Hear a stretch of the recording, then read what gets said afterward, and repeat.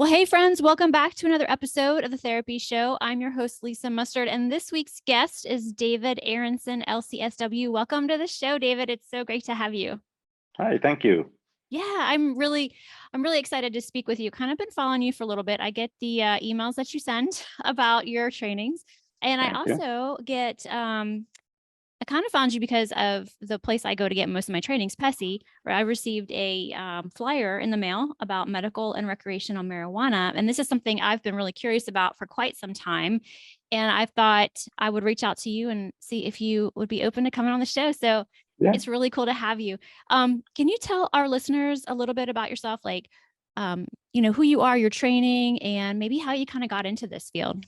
sure. I'm a clinical social worker up in Maine. I'm a therapist for the most part. I see clients, of adults of all types.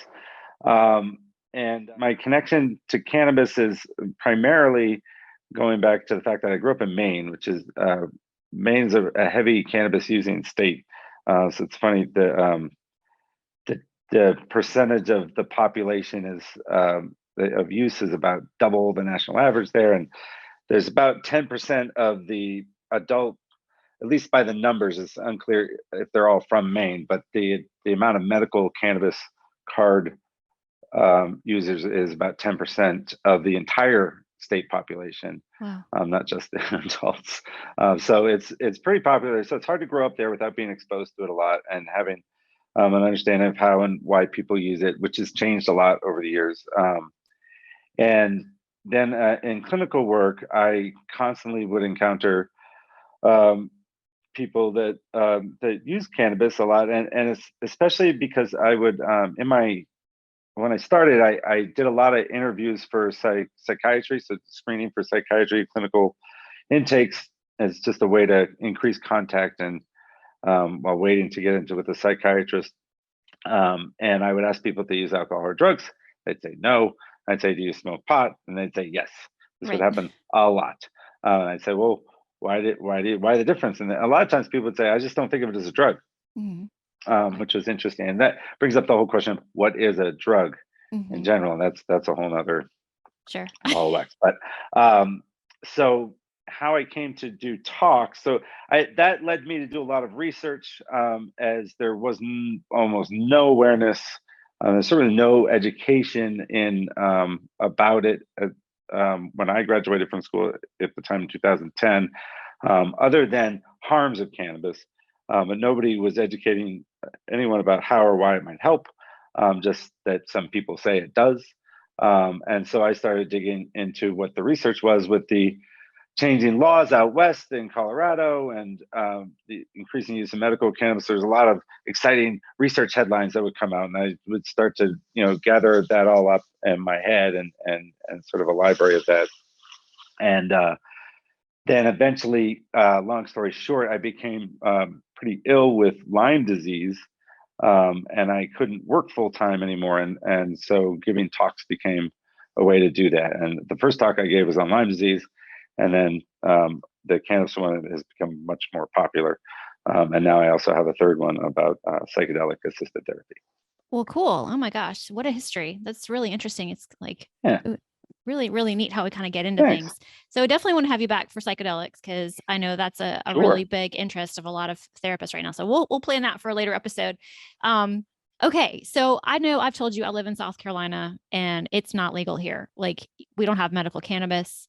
We're trying. I know that we have a lot of our citizens here want it to come. Last year, the bill died in the House when they went to go and vote on it. And this year, I'm not quite sure what's going on. I haven't heard anything, but it is something that, we encounter here anyway, Hmm. like Hmm. recreational use, even though it's not legal. And, just in more states, it's becoming something of, people are choosing to use it to deal with mostly I hear about it being used for PTSD. That's kind of how I hear about it on the mental health side of things. But can you give us like maybe some history on it and what just kind of educate us on how it all came to be.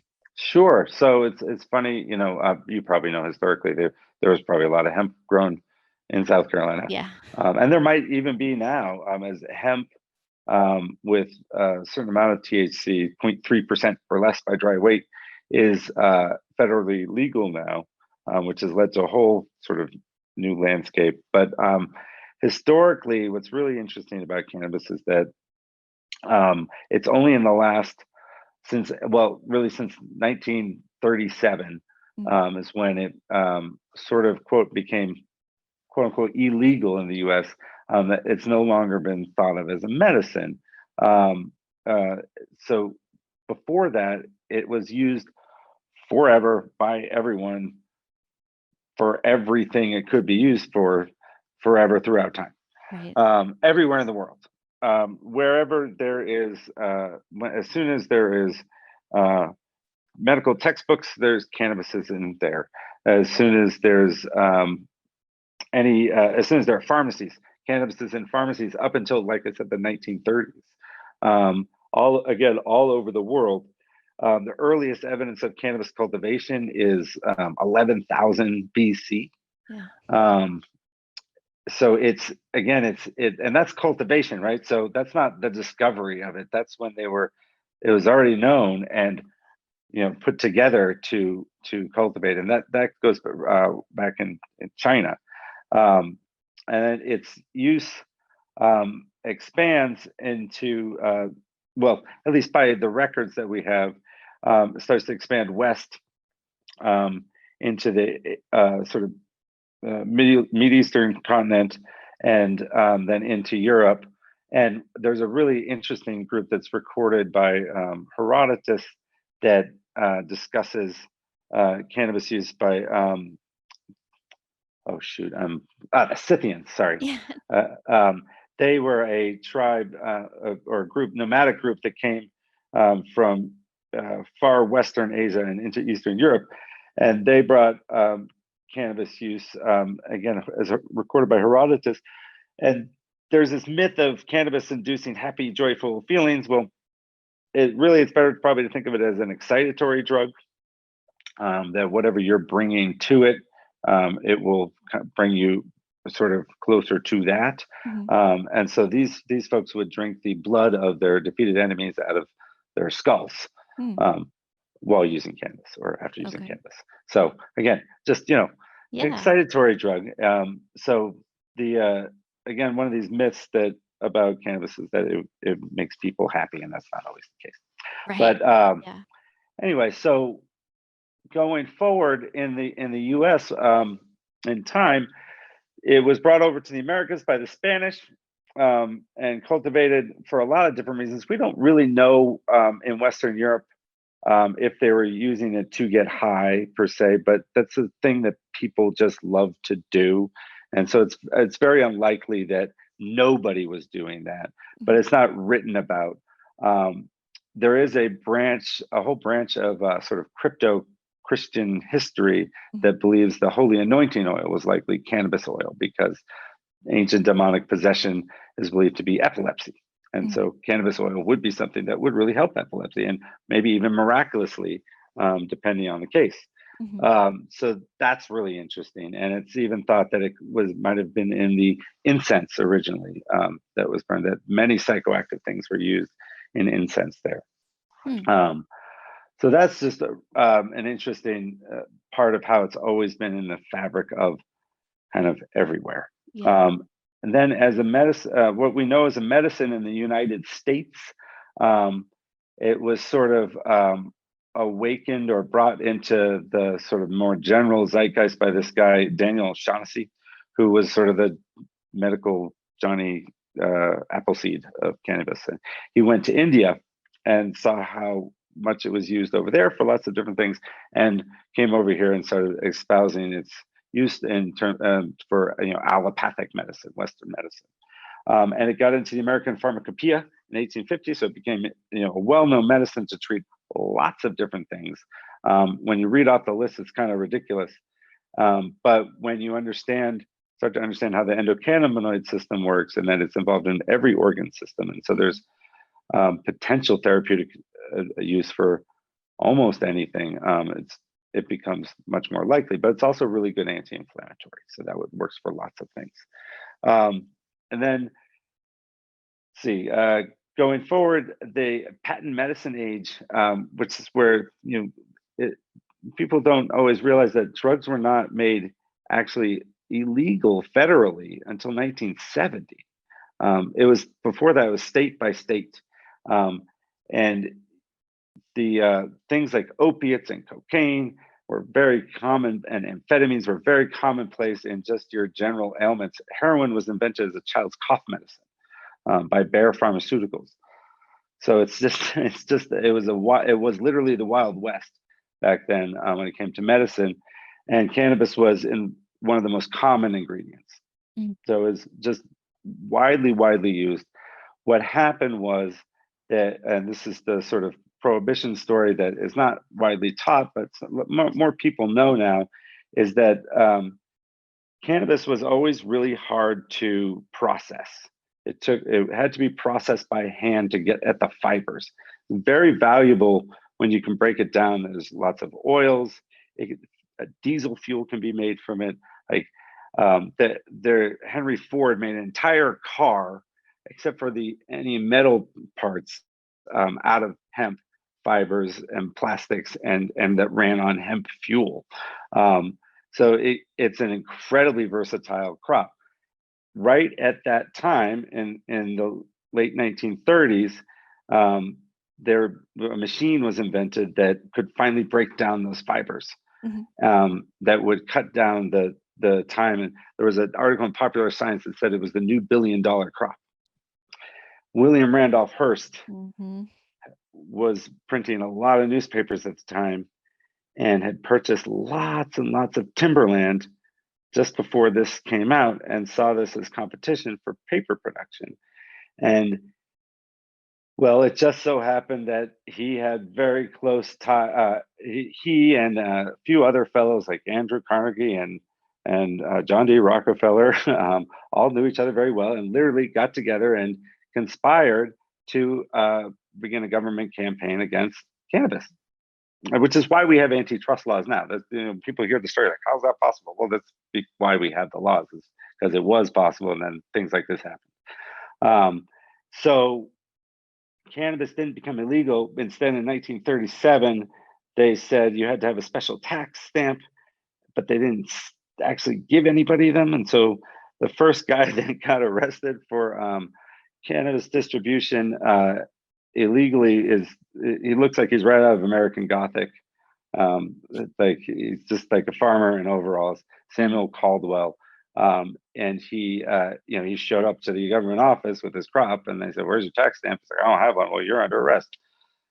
And that's literally how it worked. So over time, the AMA petitioned to help keep cannabis legal because it was the #1 medicine for chronic pain. Right. Wow. Until the invention of pharmaceutical, non-steroid anti-inflammatories like Tylenol, and of course opiates and aspirin as well. So yeah, that's a really sad story. That's a really heartbreaking part of the story, is that it was the #1 treatment for chronic pain. The things that it was always consistently reported successful for were pain, sleep, anxiety, and spasticity and seizures. Yeah, and I just want to point out that 3 out of the 4 are things that our clients come to us with issues with. Well, they are across the board in all states. Those are still the most common. Yeah, those are all the most common reasons.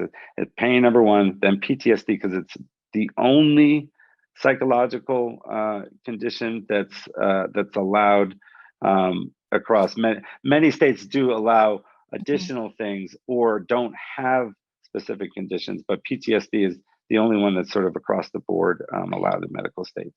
Yeah, I know some states will allow anxiety.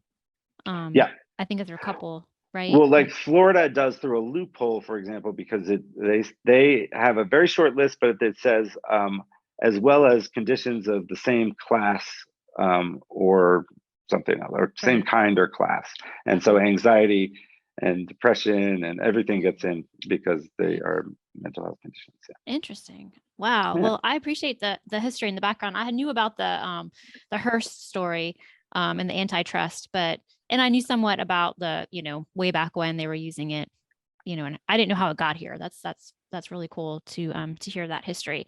So is there anything else you feel like therapists need to know about the history of Yeah, cannabis? well, so what the thing to understand about that, and when trying to help clients understand cannabis medically, is that what that meant, the prohibition, was that what then was the incentive for people to buy and sell cannabis was then the getting high part. Mm, So the medical knowledge was sort of gone, and then how do I get the most money in the smallest amount of space in the shortest amount of time possible out of this plant? And that starts selectively breeding it for THC output.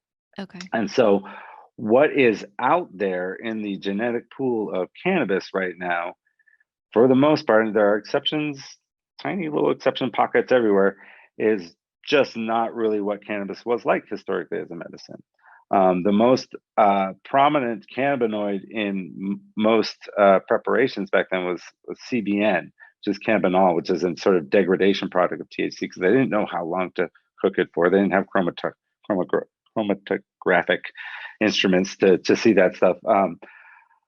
There were certainly, I'm sure there was nuanced knowledge in there that that had different cook times and that sort of stuff. But in general, the cannabinoid profile historically was much broader and was never THC isolated by itself. Was never used as a medicine until recently.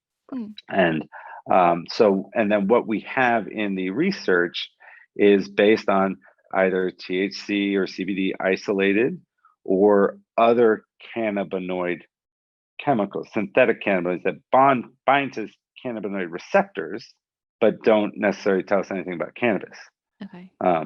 So it's so that that the way that people have learned to use cannabis over the last few decades isn't necessarily the right way to use it for their condition. For some, but the most likely chronic pain is really what most often requires really high doses of THC. Okay. But many other conditions are helped by much lower doses. So Okay. that's a really helpful thing for people to understand about the history. Yeah. Okay. Okay. That's really great. And then when it comes to the differences between CBD and THC, what do we need to know? Well, the biggest, most prominent factor is that by themselves, they have great differences Mhm. than they do together. And this Okay. is a phenomenon known as the entourage effect. Okay. This has been known about cannabis since the 19th, at least in Western science, since the 1970s. This guy Raphael Mechoulam, sort of the godfather of medical cannabis, he just died recently, unfortunately, but in his 90s, lived a Mm. very long life. I got a chance to see him speak a few years ago at a conference, CanMed, which actually I will be a presenter at this year, next month, Oh, that's cool. down in Florida. But he discovered that when um, animals and people were dosed with THC or CBD isolated, he was the first one to chemically isolate them as well, that the dose response curves were very, very different. So cannabis has a biphasic dose response, which means that um, as you use it, the therapy, and all medicines do, the window of how wide that is very different. So that means as you use it, the therapeutic effects sort of peak at a certain dose, Mhm. and then as you go past that, adverse effects start to outweigh um, uh, positive effects. So, for some, that's super narrow, like Tylenol. Like Mhm. there's a funny line from the show where the mom says, "2 is fine, but 3 will kill you." Is that right? So but cannabis has, as the whole plant, has a hugely wide therapeutic window. Mm. People can eat just ungodly amounts of it and not die. Um, but THC by itself is very different. So people end up having acute effects at much lower doses Mhm. of THC only, than when paired with just CBD or all the other cannabinoids and chemicals that are in it. So that's the other thing to understand is historically cannabis was the plant, as was the medicine, not THC or CBD. Nobody was talking about that at all. Right. It was cannabis, the plant, and cannabis indica, what happened to be really high in THC. That was the stuff that came from India. Okay. That's where indica first came from. It had nothing to do with being sleepy. It was just the cannabis that came from India and happened to be higher in THC and didn't have a lot of seeds. So it was bred differently. And so when people are using the plant and it's primarily got one cannabinoid in it, or they're using these new products like distillate cartridges and some of the extracts that are that are THC only, or just really don't have any other cannabinoids present, are causing greater side effects. Okay. Than when people use the whole plant or full spectrum things. But there's a really interesting study that I'll have highlighted in your show notes is where they compared THC by itself with THC and CBD together. So there's two products. There's a product on the market called Sativex that actually just had poor results in the clinical trial, in the phase 3 trials here in the US. But they were going for a new indication, which is interesting. It's also tanked in markets where cannabis is legal. So in Canada, it's just not really popular anymore because you can get it for so much less. You can get the same thing. So it's a 1-to-1 ratio of CBD and THC together as a oral mucosal spray that people can spray under their tongue. So it's quick absorbing. Very popular in the trial, like 80% of participants would choose to use it after the trial. So it's really, really successful. And then versus Marinol, which is another drug on the market. It's been around for a long time, since I think 1981 or so. Funny enough, Marinol, which is delta-9 THC, synthetically created in a lab, it's not extracted from the plant, is a Schedule 3 drug. Whereas cannabis is Schedule 1, the THC not extracted from the plant, created in the lab, and put in this little pill by itself is Schedule 3. Right. Anyway, people dosed with that only would start to have adverse effects, which they dubbed these psychotic threshold, which is toxic psychotic threshold, which just means people started having paranoid thoughts. They got really too high. It went away. They did not become psychotic. And then the one with CBD and THC, they were able to take 3 times the dosage before getting that discomfort and those adverse effects. So again, that therapeutic window really widens. The therapeutic window for cannabis has been measured down to the micrograms in mice into multiple grams. So have you ever heard of the LD50 chart? That means lethal dose at 50%. So if people Google LD50 chart, you'll find it.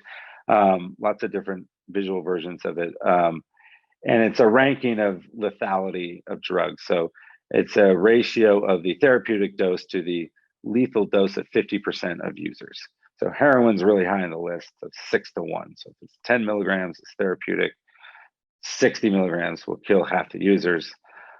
Cannabis is not measurable on this scale. It's at like 20,000 to 1, which basically, and the 1 is also not really measurable. What's a therapeutic dose? For some people, it's 1 hit. For some people, it's 20. So if you could somehow light 20,000 joints on fire in your mouth and not die from asphyxiation, that might be a lethal dose of THC. Right. When they've measured this in animals, they can kill a rat with THC. It's still by body weight, it's a really high dose. Still, it'd be you'd have to eat like over 100 grams of just straight THC. Wow. But when you get closer to human biology, so the rat lethal dose I think was 130 milligrams per kilogram, and then when you get to monkeys, though, it took over 9,000 milligrams per kilogram. So humans are evolved to tolerate very large doses of the whole plant. Gotcha. When they did IV THC, it was way lower. You can't, but to IV T8, nobody's doing that. So it's not a danger change. But Right. so yeah, so those are some of the really important differences. Okay. I have so many questions, but I'm going to stick to Sure. our objectives. I'm trying to wrap my brain around like what I want I to know ask you next. this is It's a why lot. I have a 6-hour talk, and it's Right. still And not enough. speaking And of, it's an overview. yeah. So if you guys want like more, this is just an hour long, continuing education contact hour. But if you guys want more on medical and recreational marijuana, then we'll, reach out to David. We'll put links in the show notes where you can get more because you do present a lot and you have a lot of options for how people can learn from you, which I think is really cool. So, okay. All right. So I think, of course there's going to be that discussion of marijuana, and I used to work in an addiction recovery center. Can you get addicted to it is, a question. And what are your thoughts on that? Well, my thoughts on that back up a little bit to my thoughts on addiction in general. Sure. That there's this phenomenon called, this is not, I did not come up with this. It's called pharmacological determinism, which is the idea that because it's known this drug has this effect, when you take this drug, that will happen to you. Mm-hmm. But people are affected differently by drugs. And cannabis is one of those where it's really, really different. And so it's my stance on addiction is very much rooted in the work of Gabor Mate and this great perspective by this guy Johann Hari.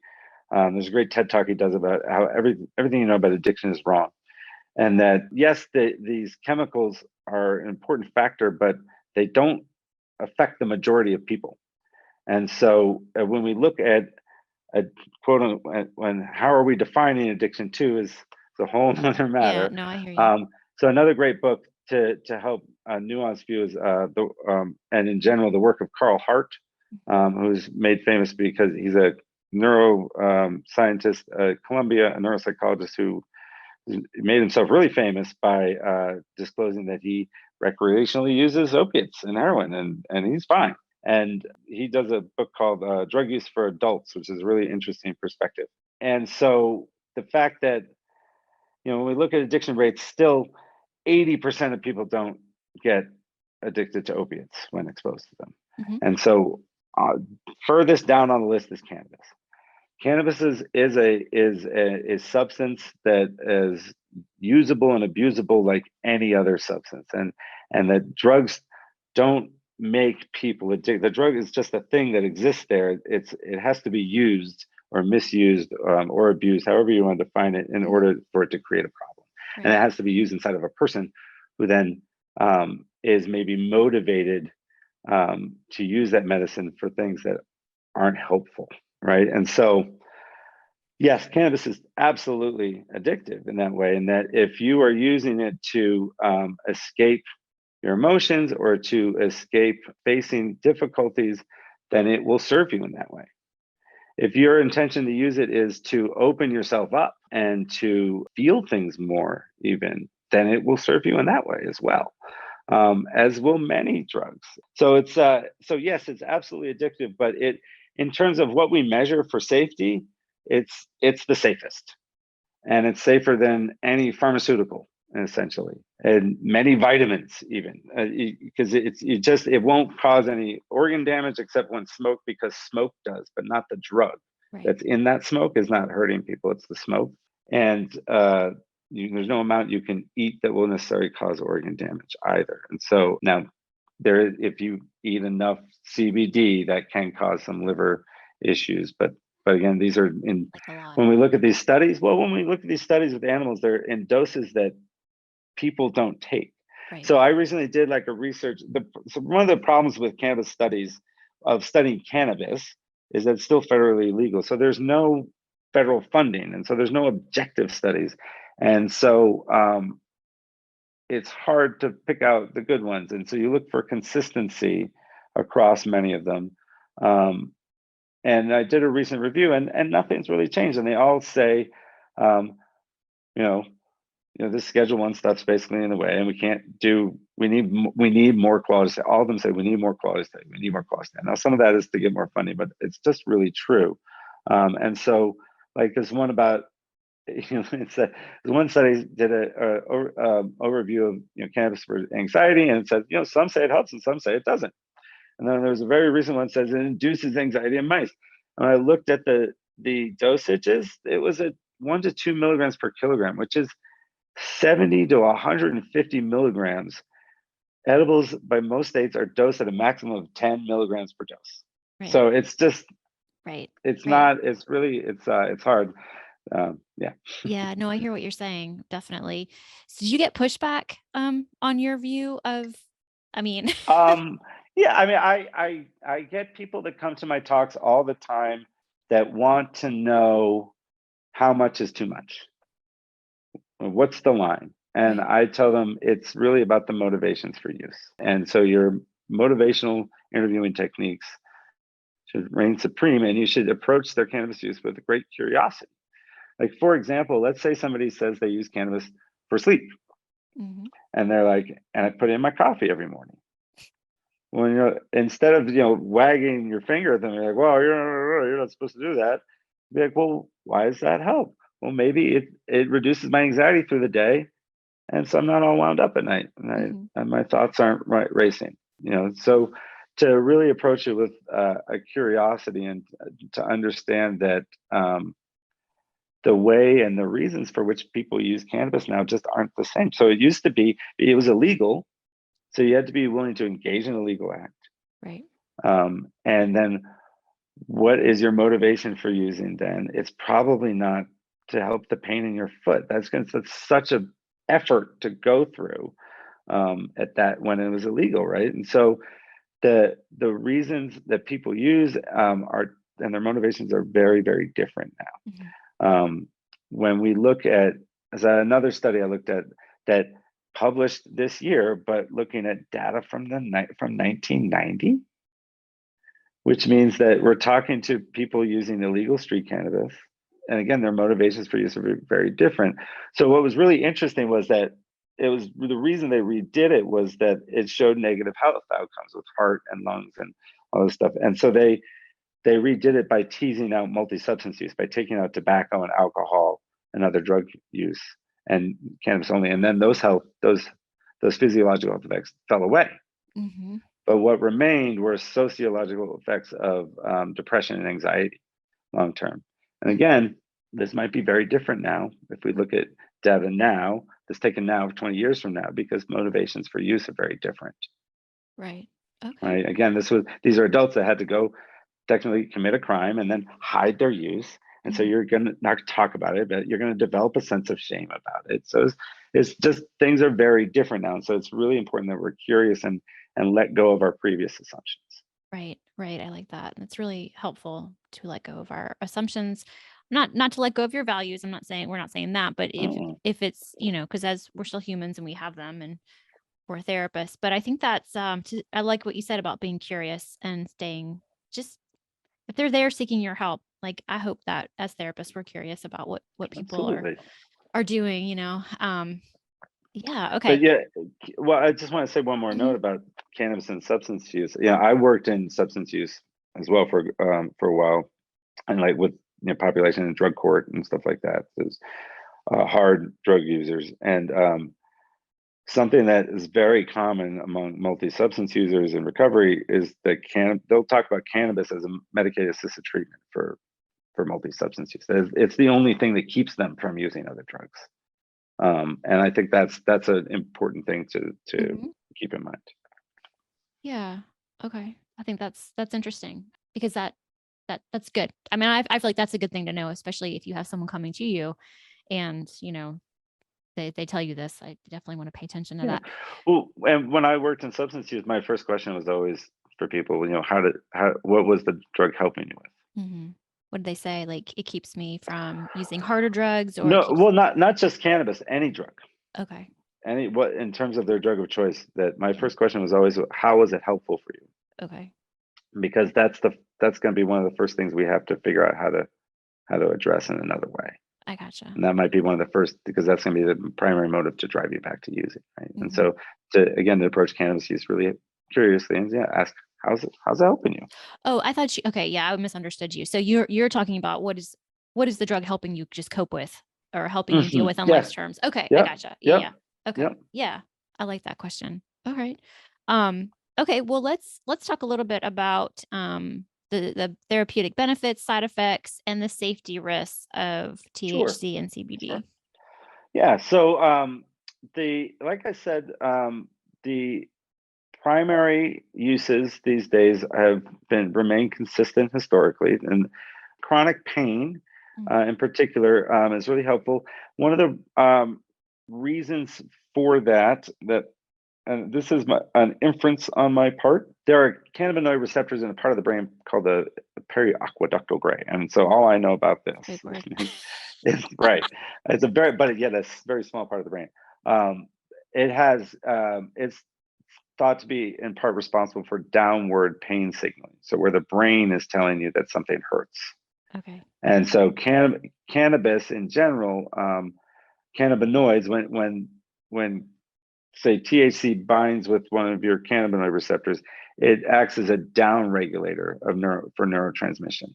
And so it might down regulate, say, an excitatory thing and make you feel sedated. It might also down regulate a sedative property and make you feel more excited, depending on where you're at. But by downregulating a part of the brain that sends pain signals to the body, helps explain one of the reasons why that might work. Okay. And why it works also for neuropathic pain, which is really hard to treat without drugs that have really bad side effects. Mm-hmm. Mm-hmm. And so cannabis can be a great alternative for folks. Okay. Okay. Cool. That's good to know. And then with anxiety, what is commonly seen is that, like I said before, it's really a dosage issue. And I think it's, again, one of my inferences in talking with people all over the country and different dispensary people. I try to visit places that I go to kind of get an idea of how things are working in different areas. Is that, like, say, Xanax, when people first take, say, a 1/4 milligram of Xanax, have never had it before, they're going to feel pretty floaty. And so they might associate that feeling with the symptom relief. And you build a tolerance to the side effects. But the research on Xanax says the anxiolytic effects don't diminish. That's probably pretty debatable. But the side effects do. You build a tolerance to the side effects. And so you up your dose because you associate those side effects with therapeutic effect. And that, I think, happens with THC too, where people, the first time they use it, takes a low dose and like, oh, wow, my anxiety's gone and I'm high. What a great combo. And so they start escalating their dose until they hit that threshold, which is different for everyone. Mm-hmm. Some people it's very, very low, and some people it's very, very high. And so again, dosage and frequency of use can't necessarily determine a problem with use, but understand that there are variable levels of tolerance. And let's say the other versions with say spasticity and things like that are better treated with combinations of cannabinoids like CBD as well. CBD seems to be helpful with most of all of the things that THC is. It just doesn't get people high. But what's really important for people to understand is it's actually not a cannabinoid. It doesn't bond directly to cannabinoid receptors, which helps explain, like, when people use CBD only, THC free products, they don't necessarily have great results, or they have to use really high doses. And then they run into really adverse effect difficulties. But in general, it's very safe. So, but if people are taking medications, they have to be very wary. So I tell my clients that they're not on any medications, they should feel really safe. But always talk to a doctor or pharmacist, because I'm not one of those. But when it's much safer when combined. So there's a really important case for people to know about. And it's an extreme case, but it's not impossible. It's probably happened more than once. Is that so CBD inhibits the CYP3A4 or 34A receptor. So, and this is the same one for the grapefruit juice warning. This liver enzyme is responsible for over 25% of all pharmaceutical drugs getting processed through our liver. When it is inhibited, that means that is slowed down, and levels of the drugs can increase in your bloodstream, which raises the risk of side effects. There's a case of a woman. If you Google CBD death meloxicam, you'll find this woman who had been taking CBD and meloxicam together for 5 years, no problem. She switched to a CBD only formula, but also that was a nano encapsulation, which means it was super absorbent. So when you swallow CBD, like 30-ish% of it, maybe more, is bioavailable. When you inhale it, 70%. This formula made it about 99% bioavailable. Mm-hmm. She ended up getting Stevens-Jones syndrome and dying. Mm-hmm. Which is not a side effect of CBD, but it is a possible side effect of meloxicam. Oh. So people need to be very wary. In the show notes, we'll have a chart people can check and bring to their pharmacist or doctor to make sure that things are safe. But again, to understand, with whole plant products, generally these things don't happen. It's with the isolated chemicals. But when cannabis is used as the plant, there aren't really any recorded deaths or major adverse effects. Okay. So the primary difference to understand between the two, THC and CBD, is THC gets you high and CBD doesn't. When used in combination, the negative side effects of THC are greatly attenuated. Mm-hmm. Where people feel much more mellow, they're less likely to feel paranoid, and so on and so forth. Gotcha. All right. That helps me kind of, I can see the differences for sure. Yeah. And there are other cannabinoids that are much more widely known and available these days. There's a whole market of these hemp-derived cannabinoids, mm-hmm. like delta-8 THC, which you might see a lot of. I don't know, is that still allowed in South Carolina? A lot of southern states have been banning it. They find it in gas stations and stuff. Yeah. In general, these products should be avoided at all costs. There's no regulation and safety. Sourcing of the hemp could be from any, so there could be heavy metals in it, all sorts of stuff.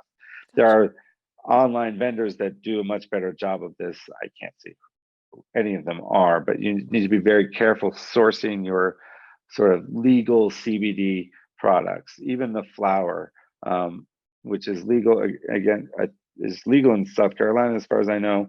Like CBD flower, like hemp flower, yes, that doesn't have, I believe, yes, that's below this cutoff of 0.3% THC.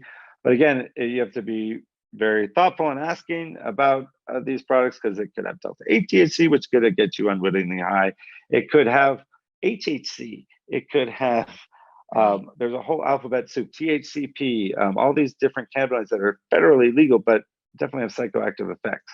Okay, interesting. Yeah. Wow, that's just amazing. I mean, I don't know, I'd have to walk into one of these stores around here, CBD stores, and like see what it's all about. In fact, I think it's important you ask your clients too, because it's sort of like the new K2 spice thing, where these products are way safer. Don't get me wrong, they're much safer, and there's no reason they shouldn't be legal. In my opinion, they just there needs to be some safety regulation. Right. So it's important to ask. It's important to ask your clients for sure. Yeah. Okay. All right. Well, if they're using CBD, like what product, what other cannabinoids are present, that sort of thing. Yeah. Okay. Gosh, I was like, this is so helpful. Okay. Well, I guess let's move into how to differentiate between medical, recreational, and dependent or problematic use. I think that's going to be, how do we know? When do they cross that line? So I think first thing to have an idea of is that there isn't a line, or that line is going to be slightly different for everybody, and that line is going to change sometimes. But motivations, again, is primarily, if the client states it's medical, then do they have a condition for which it's known to help? It's sort of a good place to start. And how do they use it? Where do they get it? What's the ratio of CBD to THC and what they use? And I don't really care what any of these answers are. Mm-hmm. I just care that they have answers. If you're like, where do you get it? And they're like, I don't know, wherever I can. Then you know that that at the bare minimum, the quality and effects of what they're getting are going to be highly varied. Okay. This isn't necessarily yours to police. It's just something to know. And so, so, well, then how's it helping with your pain? Well, sometimes it helps and sometimes it doesn't. Well, have you ever considered that that's because your supply might be inconsistent? So again, using that motivational interviewing to sort of be very curious and gently have them sort of probe on their own in a way. And if they have a kind of a clear narrative of how, why, and when, and for what reasons, again, that they're using it, and it seems to be, the general structure around it, then that's, then I think you just have to take clients at their word. I think where it gets a little fuzzy is when, at least in my experience, is when clients come to medical cannabis when they've already been using it recreationally. And this is something that I think a lot of clinicians, at least that come to my talks, raise an eyebrow about there. And the medical card just a way to get high legally. Like, well, what was stopping them before? It's probably right. Well, so ask them, why did you get your medical card when you're already like using? It saves a lot of money in a lot of markets is one thing for sure. So like in Maine, for example, it's like a 30% reduction in price. Because the taxes are Most different. places. The taxes are different. The fees that the vendors licensing is all different. The amount they can get is different too, right? If they have the card. In Maine, no, not in Maine. Not in Maine. I think the per purchase limit might be different, but not the possession limit. People can have 2.5 ounces. Yeah, that's what I meant. Sorry, like the but purchase. So different. Some states have a purchasing limit. Like you're only allowed to get up to this many milligrams of THC across whatever substance per month, regardless of what your condition is. Right. Which is anyway. Going back to the clients. So so to just try to have that nuanced understanding, and then with when they use regularly. So one thing that I try to do is encourage them to treat their condition with a different form of use than they use to get high, if this is possible. So most people livers can do edibles. There's a little subgroup of people that can't, that they could eat however much and it's just not going to have the right effect. So if possible, like if somebody's treating pain, if possible, I ask them about, I inform them about the differences with oral use, that it gives longer coverage, 6 to 8 hours, and that dosing can be done. You can titrate up your dose over time to find the level where it treats your pain, but you're not feeling overly high. That can take a while sometimes with eating it because, like I said, 6 to 8 hours. So, you take it and then you see if it works. And if it doesn't, you have to try again.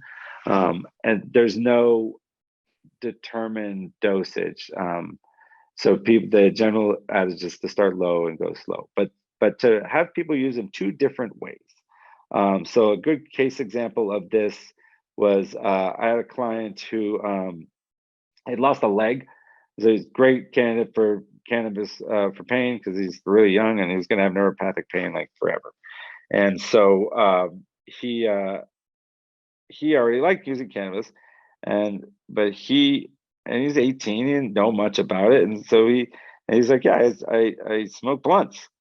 I'm like, well, how many? He's like, well, it used to be like, once with my friends. Now it's like 3 or 4 a day. I'm like, well, oh man, a blunt is generally a large joint that's wrapped in a tobacco paper.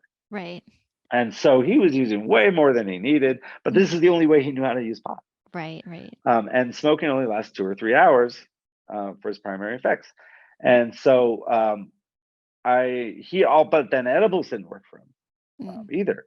And so I asked him if he tried CBD, and he's like, yeah, maybe. He didn't know a lot about it. And then with smoking, I talked to him about the blunts. I was like, you're adding tobacco, man. It's not helping. I was like, what if that was like you were taking the right amount of pills, but you were crushing and snorting them? Right. You're adulterating the substance. And so vaporizer, though, it's very common for people who start smoking. Vaporizers don't quite do it for them. And you have to spend at least $100 on a quality vaporizer, and that's a barrier for people. And so, but a water pipe, a bong, filters out a lot of tars. That's why the bong water gets so gross. And so that's where he landed, was using a bong for CBD during the day too. And it worked better for his pain. He wasn't sedated all day, and he could still smoke blunts with his buddies. Right. And so he's still able to enjoy it in a very different way that he used it to treat his condition. And so that's a primary goal I try to get people to do if they enjoy both. It doesn't always work, but it's a good measure. That's what my presentation actually in Florida is going to be about. Oh, okay. Okay, cool. It's a poster presentation, but yeah. Oh, nice. That's what you're going to be presenting on. Okay. So I like how you explained it. It's like, there's not a line. It's everybody comes to it for different reasons. The dosage that they take, the type they're going to take, the reasons they take, it's all going to be so different. So it's like, it's never like this cookie cutter recipe as a therapist. No, it's what you bring to it.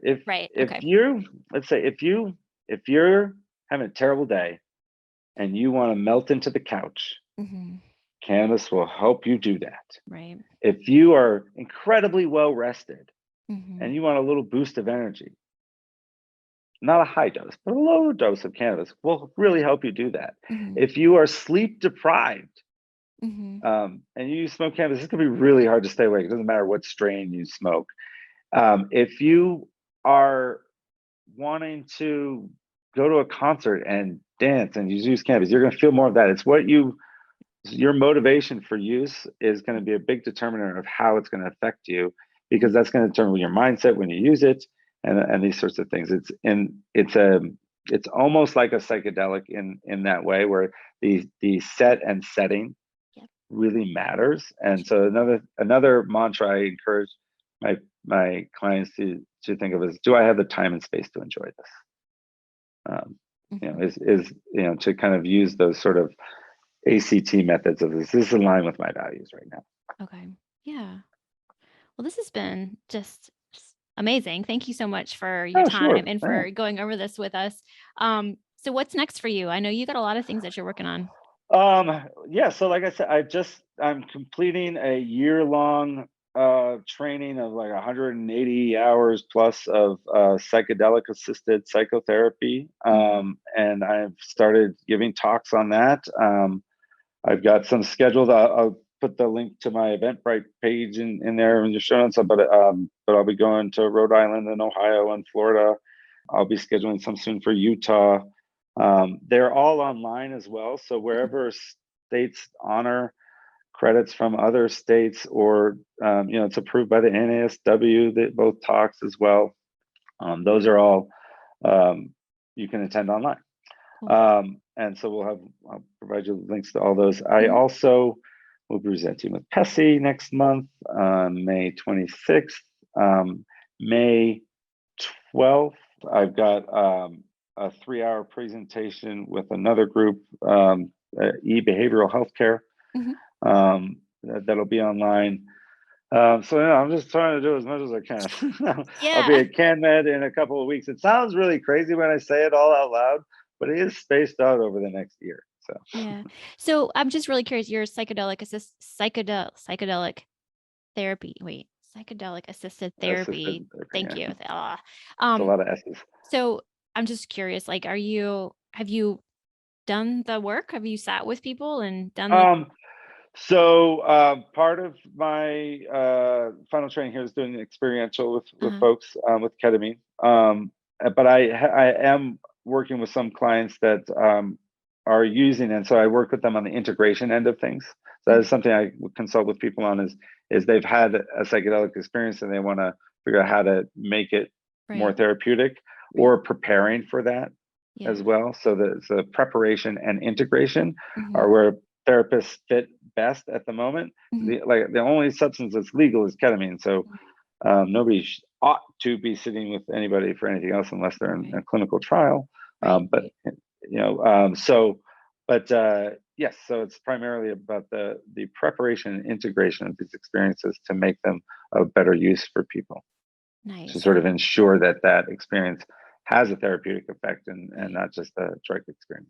Okay. Okay. Well, thanks for the Yeah, information on that. I know lots of people who listen to the show are interested in learning more about that. So we'll yeah, have to absolutely. I'd bring you love back. to come back. Yeah. I had another question. Oh, do you see, like, do you have a private practice in Maine, or do you I just yeah, no, yeah, I'm work for a company called Life Stance. okay. It's in many states. But I work for them in Maine. I'm only licensed in Maine, Okay. so but people are welcome to reach out to me privately for consultation about cannabis, or if they are curious about psychedelics, about how they might access these things in their states. Not illegal drugs, Sure. but how they might access care, and what that process looks like, how to find a cannabis doctor, those sorts of things. Yeah. Um, and like I said, even in South Carolina, there's still medical cannabis there's a low THC program for people with extreme seizure conditions, Mm-hmm. um, Hmm. that where they can get access to some other Yeah. products. Well, good, bad, or indifferent, it's probably coming here, folks. So if those of my peers in South Carolina, get ready, because I don't know, it's like I feel like it's gonna pass eventually. I don't know. They might legalize it before we get medical cannabis here. It wouldn't surprise me the way things happen. South Yeah, Carolina. no, the future of how they're going to handle it going forward, I think, is a very sticky thing, because there's so Yeah. much established Yeah. markets already. Yeah. Really. I know. I know. Well, I appreciate your time so much. Thank you for Thank you. being a guest. I've learned so much. Well, that wraps up another episode of The Therapy Show with Lisa Mustard. I know there are hundreds of thousands of podcasts out there, and I'm thankful you've chosen to listen to mine. Be sure to visit lisamustard.com to access the show notes and discover more fantastic content. And I'd be grateful if you subscribe to the show. Thank you.